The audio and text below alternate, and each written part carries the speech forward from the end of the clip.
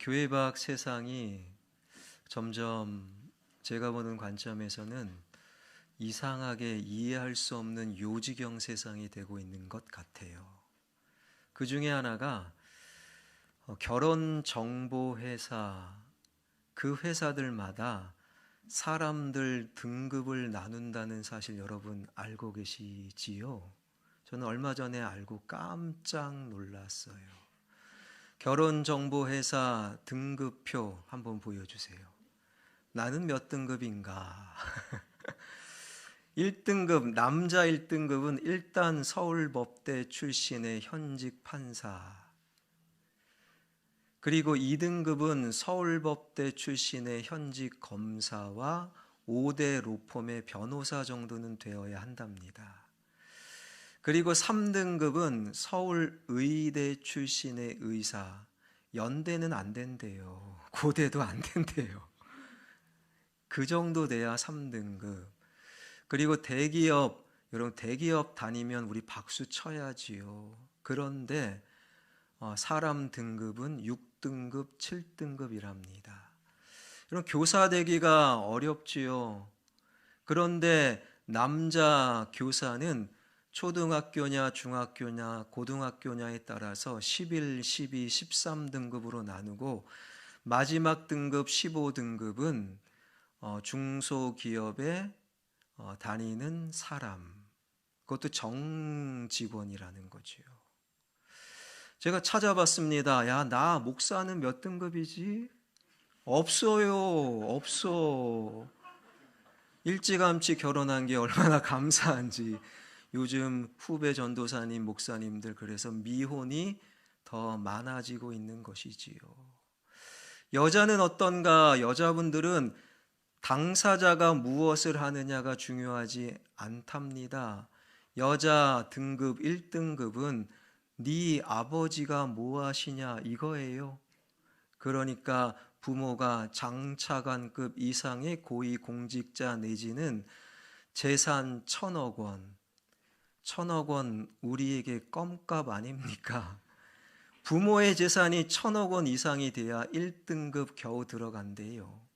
2등급은 부모의 재산 500억, 그리고 미스코리아 진이나 선 입상자, 그리고 스타급 연예인과 방송 메이저 방송의 아나운서 정도 돼야 4등급, 5등급 쳐준답니다. 그리고 여자분들 전문직 의사나 판검사 그래도 6등급, 7등급이라는 거예요. 당사자가 무엇을 하느냐가 중요한 것이 아니라 네 아버지 뭐 하시냐가 중요한 분류 기준이라는 것이지요. 재미난 것은 15등급 여자 무직이 들어가 있어요. 저를 보여주시고 여러분 어떻습니까? 처음엔 웃지만 잠시 한 1분만 생각해도 참 마음이 씁쓸해지는 이야기 아니겠습니까? 우리가 살아가고 있는, 그리고 우리 자녀들 손주들이 살아내야 될 교회 밖 세상은요 이제 막갑합니다. 사람도 등급으로 나누어서 서로를 판단하는 그러한 시대. 그런데 여기서 저는 질문을 던져보는 거지요. 그렇다면 교회 안에는 사람을 향한 등급 나눔이 있을까 없을까? 우리 교회 있어요 없어요? 대답을 왜 못하십니까? 안타깝게도 야고보 사도 시대의 교회는 엄청 심했다. 그래서 야고보서가 성경으로 들어오게 되었던 것이지요. 우리가 야고보서를 오늘 살피는데 그 야고보서는 누가 썼느냐 딱 나오죠. 성경에 야고보라는 많은 인물이 있는데 그중 야고보서는 예수님의 첫 번째 동생 야고보가 썼다. 더 중요한 것은 누구에게 어떠한 상황 속에서 왜 썼는가, 이게 더 중요한 질문 아니겠습니까? 왜 누구에게 썼는가? 예수님께서 부활 승천하신 이후에 얼마 지나지 않아 유대교가 기독교를 바라봤을 때 기독교의 대장이 죽었어요. 그들 보는 관점에서는 그렇잖아요. 그래서 예수님이 부활 승천하신 이후에 얼마 지나지 않아 유대교가 기독교를 역사적으로 좀 본격적으로 박해를 시작을 하게 됩니다. 그때가 역사적으로 AD 한 40년경. 그런데 그 절정은 무엇이냐? 사도행전 7장의 기록처럼 스데반 집사님, 꽤 기독교의 영향력을 행사했던 스데반 집사님의 순교가 계기가 되어서 유대교는 더욱더 기세가 등등하였고, 유대교에서 기독교로 개종한 유대인 그리스도인들, 유대인 성도들, 그들은 이 땅에서 더 이상 살 수가 없다. 이스라엘 땅, 유대 땅을 떠나 로마 제국 곳곳으로 흩어지게 되었는데, 바로 그 흩어진 유대인 그리스도인들에게 쓴 편지가 야고보서다라는 거예요. 어떠한 상황입니까? 교회 대외적으로는 기독교를 향한 박해가 대대적으로 본격적으로 일어난 거예요.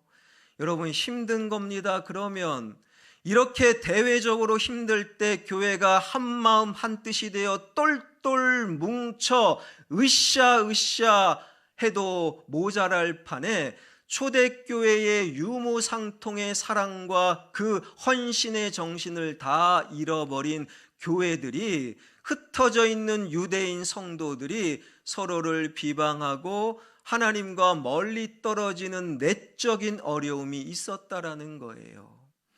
그리고 또 한 가지 중요한 교리적인 오해. 그러니까 여러분, 말씀 잘 들으셔야 돼요. 어디 엉뚱한 데서 그냥 듣고 그렇게 믿으면 안 돼요. 바로 흩어진 유대인 그리스도인들이 흩어져서 따로 살다 보니 엉뚱한 교리, 특별히 이신득이의 교리에 오해를 하기 시작한 거예요. 그러니까 그 당시에 유대교 율법주의의 잘못을 지적하며 사도 바울은 예수님 믿음으로 구원받는다, 믿어야 의로워질 수 있다, 이 이신득이의 교리가 로마 제국 전체에 퍼져 있었던 거예요. 그런데 흩어져 안 그래도 먹고 살기 힘든 유대인 그리스도인들이 자기 마음대로 이신득이 교리를 오해하여 적용한 거예요. 사도 바울 선생님이 믿기만 하면 된대, 나는 믿어, 그러니 교회 안에서는 믿습니다, 아멘, 그리고 교회 밖에서 나의 행동은 중요하지 않는다고 말씀하셨어. 그렇게 말한 적이 없거든요. 믿음은 자연스럽게 행함으로, 행함이 없는 믿음은 죽은 믿음일진데 사도 바울의 이신득이의 교리를 오해해버린 거예요.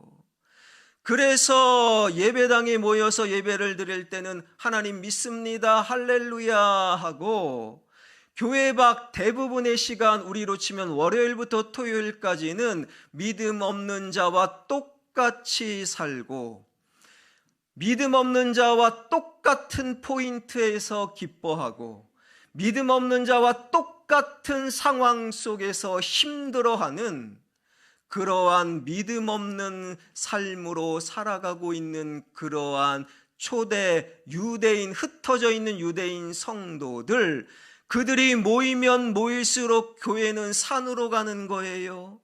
그들이 많아질수록 교회는 더 문제가 터집니다. 그러한 터지는 문제 속에서 이거는 안 된다, 그것은 믿음이 아니다, 그렇게 살면 안 돼요, 이렇게 사십시오. 야고보 사도는 믿음의 행함, 믿음의 본질을 편지로 써서 지금 알려주고 있다라는 거예요. 그 가운데 오늘 우리가 본문에서 만나게 되는 당시 그들의 오해 속에서 드러난 문제는 바로 차별의 문제였다라는 것입니다. 그러한 관점에서 오늘 1절, 2절, 3절 제가 한번 읽어보겠습니다. 내 형제들아, 영광의 주 곧 우리 주 예수 그리스도에 대한 믿음을 너희가 가졌으니, 교회 밖 세상을 향한 말씀이 아니라 교회 안에 있는 믿는다, 예배드린다라고 말하는 믿음을 너희가 가진 그 사람들을 향해 하는 말, 사람을 차별하여 대하지 말라. 어떻게 교회 안에 차별을 하고 있었느냐? 2절을 보니 만일 너희 회당에 금가락지를 끼고 아름다운 옷을 입은 사람이 들어오고 또 남루한 옷을 입은 가난한 사람이 들어올 때에 너희가 아름다운 옷을 입은 자를 눈여겨보고 말하되 여기 좋은 자리에 앉으소서 하고 또 가난한 자에게 말하되 너는 거기서 있든지 내 발등상 아래에 앉으라 하면, 이제는 우리가 알겠어요. 야고보 사도 시대에 교회 안에 있었던 그 문제 가운데 차별이 있었구나. 이 1절에서 차별하여 대하지 말라라고 번역된 그 헬라어 단어를 우리는 꼭 알아야 돼요. 성경에서 글을 쓰는 분들은 그 옆에다 디아크리노라고 쓰세요. 차별이라고 번역된 단어가 디아크리노, 이것이 야고보서 1장 6절에는 의심이라고 번역이 되었어요. 그러니까 우리말 성경만 쭉 읽으면 그 하나님의 본질적인 뜻을 잘 몰라요. 1장 6절에 의심이라고 번역된 그 단어가 디아크리노. 그러니까 의심과 차별은 다르잖아요.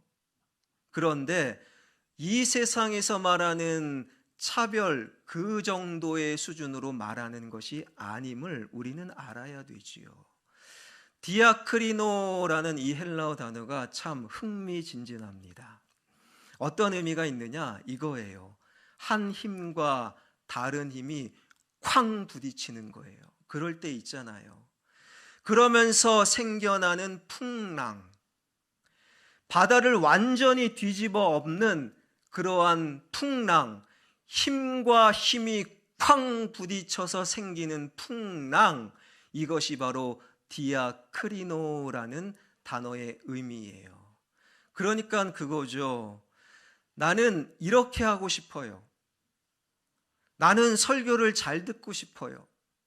그런데 내 상황 어제 엄청 늦게 잤거든요. 그래서 졸려요. 내가 원하지 않는 그러한 일과 행동을 하는 것, 그것이 나에게는 큰 충돌이 되는 거죠. 내가 원하는 것은 이건데 나를 둘러싼 상황은 저래요. 이것과 저것과 쾅 부딪혀서 내 마음 풍랑이 일어나는 그 모습이 바로 디아크리노, 차별이라고 번역된 그 단어의 의미라는 거지요. 그러니까 이것을 구체적으로 우리 교회 안으로 끌고 들어오면 이런 겁니다. 나는 알고 있어요. 하나님 앞에서 다 똑같다. 겉모습은 달라도 본질적으로 똑같은 죄인임을 알아요. 판단하면 안 되는 것 알아요. 등급 매기면 안 되는 것 압니다. 그것을 알고 있지만 눈앞에 딱 화려한 사람이 딱 나타나는 거예요. 예를 들면 그거죠. 화려한 차, 벤츠라고 합시다. 요즘은 현대도 잘 나가지요. G 뭡니까? G90, G80은 그 하위 단계잖아요. G90을 딱 내립니다. 딱 보니까 머리 끝에서부터 발끝까지 명품입니다. 명품 버버리 코트를 입고 그것 한번 입어봤으면 좋겠다. 언젠간 입을 줄 믿습니다. 그리고 가방, 제가 아는 최고의 가방은 샤넬입니다. 샤넬백. 그리고 신발 페레가모, 시계 뭐죠? 롤렉스를 찾습니다. 그럴 필요가 없고 그러지 말아야 되는 것을 아는데도 그 화려한 사람이 딱 눈앞에 등장했을 때 저절로 극도로 숙여지고 내 말 최대한으로 부드럽고 상냥하게 어서 오세요, 이쪽으로 앉으십시오, 이쪽으로 앉으시면 됩니다, 그러고 있다라는 거예요.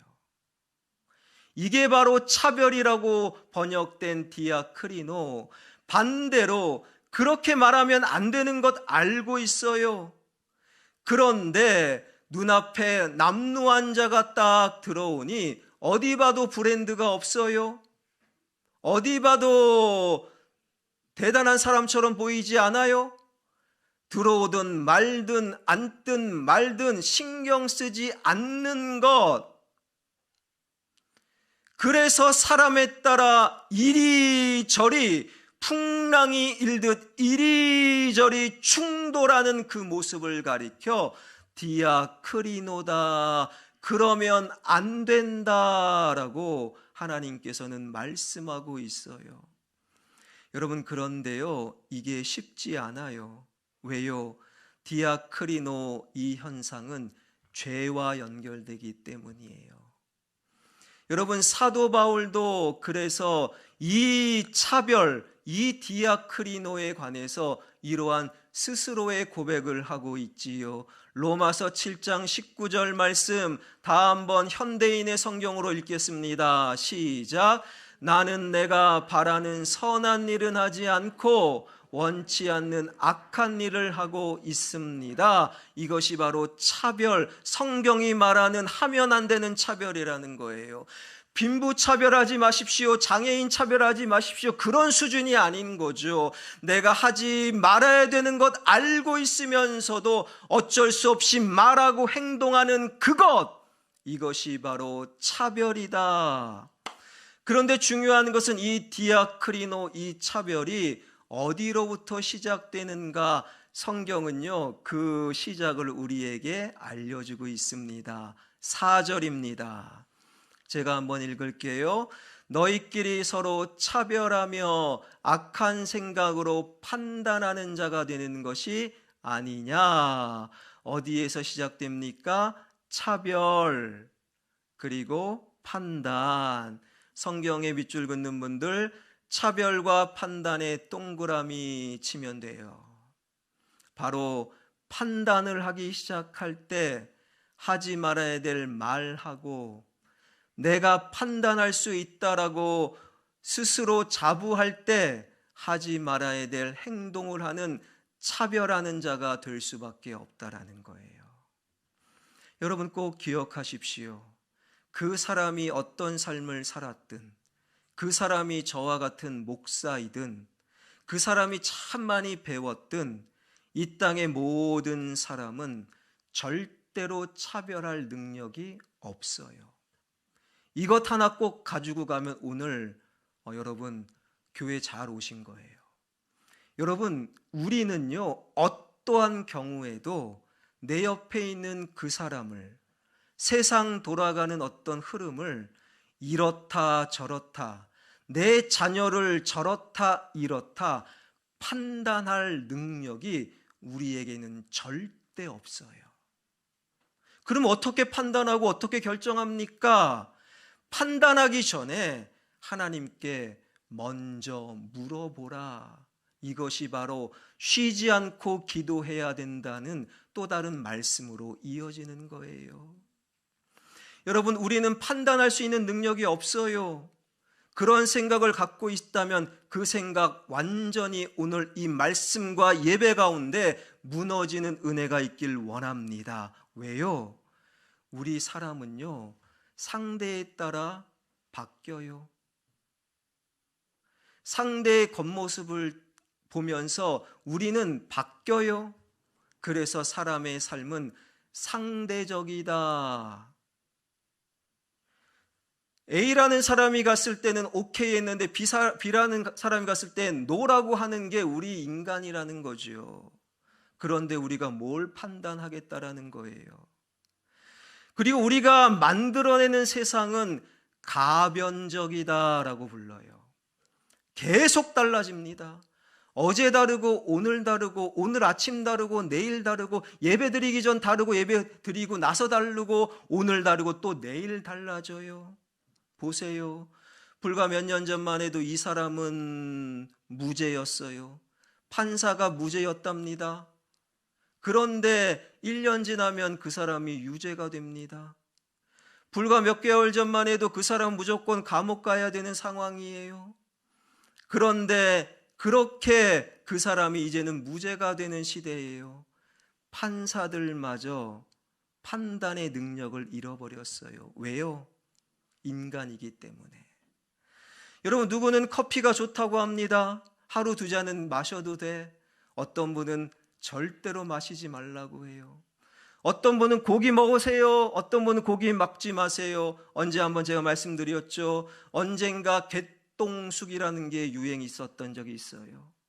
어떤 목사님 개똥쑥을 먹고 효과를 봤다는 거예요. 김 목사 개똥쑥 먹어, 피부가 달라져. 근데 어떤 목사님은 그 말 듣고 먹었다 완전히 설사하고 난리 났습니다. 먹어야 됩니까? 말아야 됩니까? 사람에 따라 달라진다. 상대성, 가변성. 그러기에 우리는 절대로 기준이 될 수 없다. 그런 우리가 감히 누구를 판단하겠느냐라는 거예요. 여러분, 판단의 능력은 상대성과 가변성을 초월하는 영원한 하나님밖에 없어요.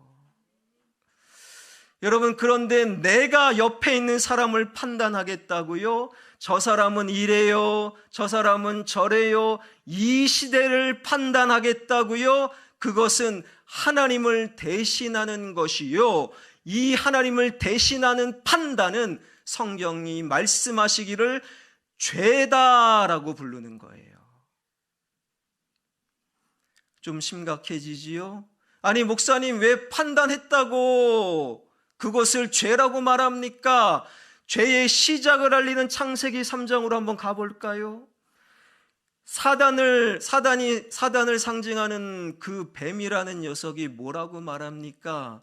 선악과 먹어, 선악과 먹어 그러잖아요. 왜 모른 척 하세요? 선악과 먹어, 선악과 먹어. 그리고 아주 중요한 말 한마디를 그 뱀이란 녀석이 하는데 어떤 말 합니까? 선악과 먹으면 눈이 밝아져, 눈이 열려서 누구처럼 된다? 하나님처럼 된다.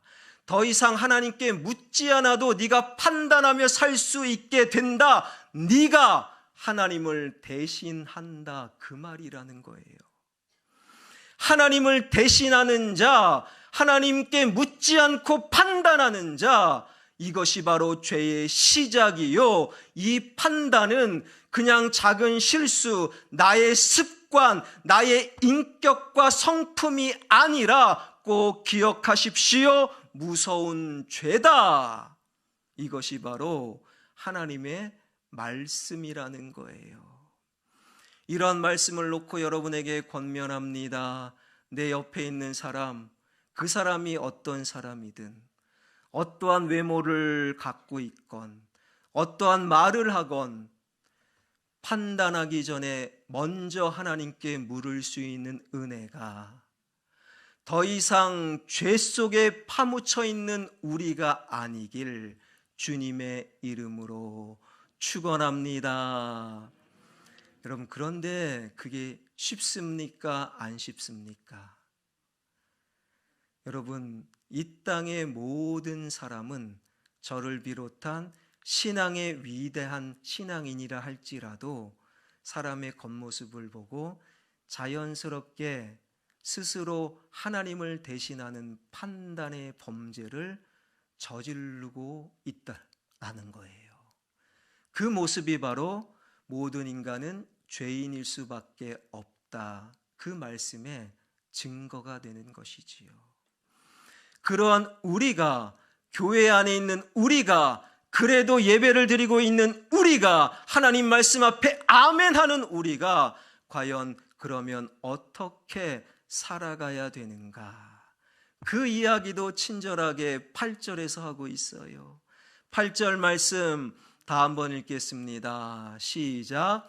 너희가 만일 성경에 기록된 대로 내 이웃 사랑하기를 내 몸과 같이 하라 하신 최고의 법을 지키면 잘하는 것이거니와 믿음의 순종, 믿음의 행함, 믿음의 실천을 구체적으로 이야기하기 때문에 야고보서는 그냥 정답이 빡빡빡 나오는 그러한 또한 특징이 있어요. 우리가 왜 하지 말아야 될 말과 행동 차별을 하는가? 하나님을 대신하는 판단하기 때문에 그 판단과 차별을 이길 수 있는 것, 그 죄를 우리가 이길 수 있는 것은 성경은 말하지요. 서로 사랑하면 된다. 여러분, 너무 쉬운 말씀이지만 여러분 혹시 지금 그 사랑을 하고 계십니까? 이 8절에서 성경에 기록된 대로 이 말씀은요, 구약 성경을 말하는 것이고 구약 성경 가운데 꼭 하나를 짚고 있는데 그것이 레위기 19장 18절이에요. 성경에 이렇게 쓰는 분들은 레위기 19장 18절 써놓으시면 나중에 이 성경을 읽어나갈 때 더 도움이 되겠죠. 그러니까 이웃을 사랑하되 어떻게 사랑하라고요? 내 몸을 사랑하는 것처럼 똑같이 이웃 사랑해야 된다. 레위기 19장 18절의 말씀을 지금 야고보 사도가 인용하고 있는 것이지요. 이 구약의 레위기 19장 18절의 말씀, 이웃사랑의 말씀을 우리 예수님께서 이렇게 정리하고 계시잖아요. 어떻게 정리하십니까? 마태복음 22장 37절부터 40절 보여주시고 제가 찬찬히 읽어보겠습니다. 예수께서 이르시되 내 마음을 다하고 목숨을 다하고 뜻을 다하여 주 너의 하나님을 사랑하라 하셨으니 이것이 크고 첫째 되는 계명이요 둘째도 그와 같으니 내 이웃을 내 자신같이 사랑하라 하셨으니 이 두 계명이 온 율법서와 선지서 즉 구약 성경 전체의 최고봉이다, 강령이다 라고 주님께서는 정리하고 계시는 거예요.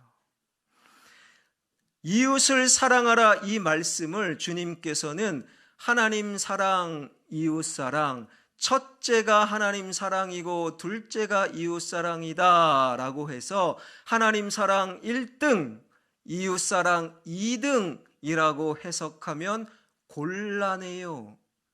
그 말씀이 아니에요. 하나님 사랑과 이웃 사랑을 어떤 단어로 연결하고 있습니까? 그와 같다라는 단어로 연결하고 있잖아요. 그와 같다라는 말씀은 앞과 뒤가 똑같다.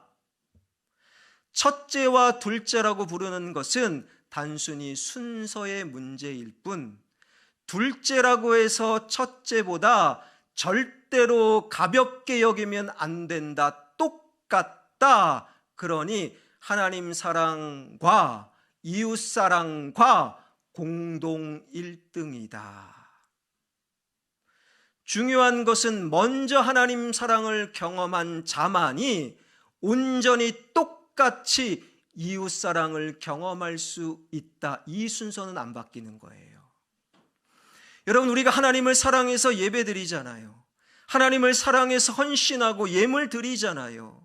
하나님 사랑하기 때문에 말씀 듣잖아요. 그와 똑같이 하나님 사랑을 경험한 나는 반드시 내 이웃을 향한 사랑, 내 이웃을 향해 더 너그러워지고 더 기다려주고 더 배려하며 그들의 실수를 감싸 안아야 된다. 이러한 이웃 사랑이야말로 하나님을 대신하는 범죄, 하지 말아야 될 말을 하며 하지 말아야 될 행동을 하지 않는 차별의 죄로부터 우리를 자유롭게 할 수 있다라는 거예요. 여러분, 하나님의 능력, 복음의 능력, 신앙의 능력, 왜 교회 다니십시오라고 합니까? 교회 다닌다고 부자가 되는 것 사실 아니더라고요. 교회 열심히 다닌다고 하나님 믿는다고 무조건 건강해지는 것도 아니더라고요. 우리가 주님 믿습니다. 새벽 기도하고 금식 기도해도 내 자녀 대학 떨어질 때 있습니까? 없습니까? 있어요. 여러분, 그것은 성경의 말씀이 아니에요. 예수 믿으면 복 받는다, 그거 아니에요. 주님의 능력은 무엇입니까? 바로 짐승보다 못한 나를 발견하고, 그러나 그 나를 새롭게, 사람답게, 의미 있게 새롭게 시작하는 사랑의 능력. 그래서 하나님이 세상을 이처럼 사랑하사, 그 말씀은 우리 모두를 새롭게 시작하게 만드는 거예요. 베드로 보십시오. 3년 동안의 하늘의 천국의 신비를 가르쳐 줬어요. 우리 주님이 그렇게 잘해 주셨는데 막판에 정말로 우리 주님 외로우시는 그 순간에 저 예수 나 몰라요 부인하고 조롱하고 비난까지 하는 짐승보다 못한 베드로 아니겠습니까? 그런데 그 짐승보다 못한 베드로를 향한 주님의 사랑의 눈빛, 그 사랑 앞에 베드로는 새롭게 출발할 수 있었고, 그 주님의 사랑을 경험한 베드로는 나머지 주님 부르시는 그 여생 동안에 다른 사람을 너그럽게, 다른 사람을 기다려주며, 다른 사람을 용서하며, 다른 사람의 허물과 실수를 감싸 안는 사랑의 능력자가 될 수 있었던 거예요. 우리가 지금 3부 예배에, 화평교회 3부 예배에 우리 참석하고 있지요.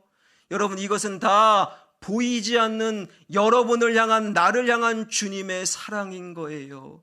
내가 교회에 가자 해서 온 것이 절대 아닙니다. 보이지 않는 주님의 사랑으로 우리가 예배를 드리고 있는데, 그렇다면 이제 우리는 그 사랑으로 똑같이 그와 같이 내 이웃을 사랑하며 오늘을 살아가는 거예요. 사랑하는 성도 여러분, 하나님을 사랑하는 자, 그와 똑같이 내 옆에 있는 그 사람을 주님의 사랑으로 사랑함으로 판단과 차별의 죄를 끊을 수 있는 그런 은혜가 임하길 주님의 이름으로 축원합니다.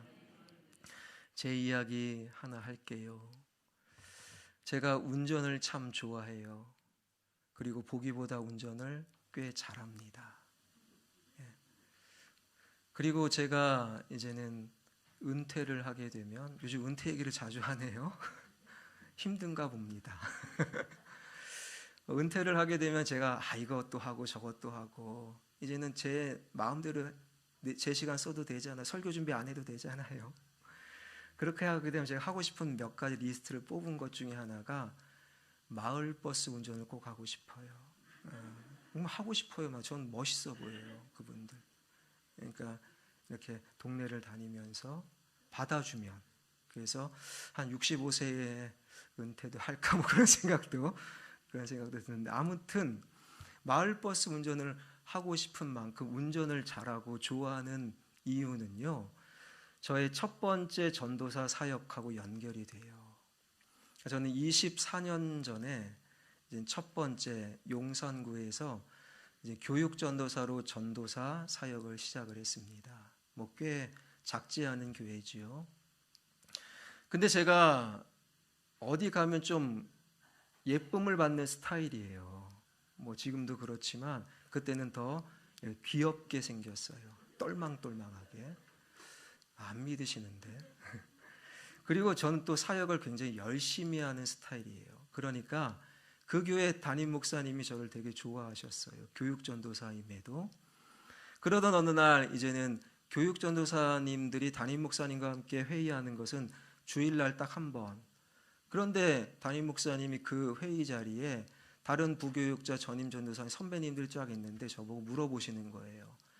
김 전도사 봉고 운전할 수 있나? 그때 봉고는 요즘 스타렉스하고 다르죠. 다 스틱이에요. 12인승 스택. 근데 저는 개인적으로 그때 베르나 스틱을 운전하고 있었기 때문에 왜 못하겠습니까? 근데 해본 적이 없어요. 그래서 해본 적이 없습니다 라고 대답을 했죠.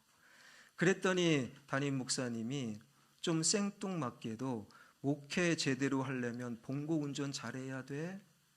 그리고 교회 봉고로 운전 연습해라. 저는 처음에 무슨 의미인지 몰랐어요. 그리고 아니 부목사님들이 몇 명이고 전임 전도사님 선배님들이 몇 명인데 이 쫄다고 제가 그 봉고 12인승 스틱을 왜 운전해야 됩니까? 그런 마음이 좀 있었어요. 그래도 그때는 분위기가 요즘하고는 달라요. 까라면 까. 거의 뭐 담임 목사님 그 말은요 거의 하나님 말이에요. 그래서 연습을 열심히 했어요. 그러던 어느 날 연습을 할 때 교육전도사야 뭐 일주일에 그때는 수요기도에도 왔거든요. 3일 기도에 좀 와서 먼저 와서 연습하고 토요일 날 하고 주일 날 하다가 어느 날 주차장에서 빠져나오다가 차를 긁어버렸어요. 근데 그 차가 교회에서 마련한 담임 목사용 차. 근데 그때 차가 그랜저였어요. 요즘 그랜저는요 그냥 웬만한 사람 타는 그렇게 고급차가 아닌데 그때는 고급차였어요. 근데 긁어버린 거예요. 제가 난리가 났죠. 부목사님 이름도 기억나요. 목사님이 김전도사 지금 뭐 하는 짓이야? 운전하라고 그러지. 누가 긁으러서 이거 6개월밖에 안 되고 너 어떻게 알아? 제가 그 말에 완전히 기가 죽은 거예요. 처음 사역이니까 얼마나 기가 죽습니까? 그리고 그때 제 생각에 앞으로 봉고 운전 못하겠다. 그리고 봉고 운전 못하면 전임 사역 못하는 거예요. 그렇게 힘든 상황 속에서 담임 목사님이 쓱 들어오시는 거예요.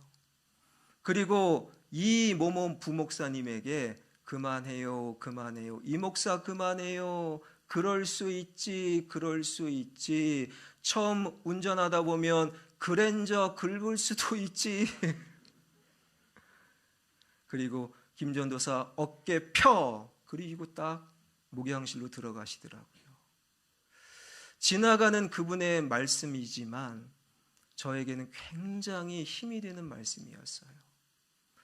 그 어른의 따사로움, 그 어른 목사님의 넉넉함, 너그러움, 그것이 저를 또다시 봉고 운전 연습하게 했고 그 교회에서 스틱 봉고 12인승을 마스터하고 나오는 기적을 만들어내었던 것이지요. 여러분 어떻습니까? 우리가 오늘을 살아가면서 교회 밖 세상은 말할 것도 없어요. 사람을 등급으로 나눕니다. 근데 교회 안에서는 좀 달라야지요. 참 그리운 것은 어른들의 넉넉한 말들, 그리고 옆에 있는 사람 실수를 감싸주는 따사로움들, 그리고 좀 더 기다려주는 그 모습들이 참으로 그리워지는 시대를 우리는 살아가고 있는 것 아니겠습니까? 사랑하는 성도 여러분, 저와 여러분은 다 죄인이에요. 우리는 자연스럽게 판단하고 차별하는 것이 자연스러워요. 그런데 오늘 또 하나님 말씀 듣고 안 들었으면 몰라도 아예 예수님 안 믿었으면 편안한데 또 말씀을 듣다 보니 내가 원하는 그러한 모습과 살면서 만들어낸 나의 모습은 다를 때가 많아요. 그래서 내 삶 속에 디아크리노, 풍랑이 일 때가 너무너무 많은 거예요.